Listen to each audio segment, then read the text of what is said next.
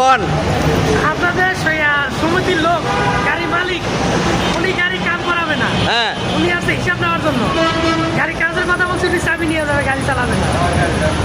একটু দেখেন, উনাকে একটু দেখেন, লোকটা দেখেন। এটা মহাজন কি উনি? তাইলে নিজে তো মোটর শ্রমিকের পক্ষ থেকে তুমি আইসা অনেক এটা কি সমাধান করতেছো কও? আমি এদিক দিয়ে যাইতেছিলাম, উনি আমাদের যাত্রী ভাই। হ্যাঁ এখন কথা হয়েছে, আমি বললাম যে ড্রাইভার মহাজন দুজনে পরিচিত। বললাম কি হয়েছে ভাই?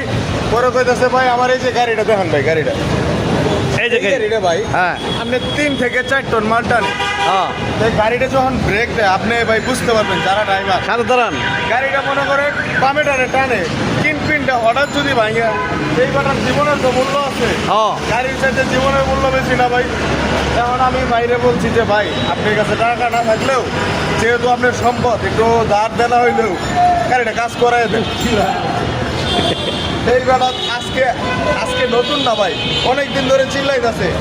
তো ওই রকম মহাজনের গাড়ি আমি কইছি ওটা চালানোর দরকার নাই, আপনার গাড়ি আমি ভাও করে দিই।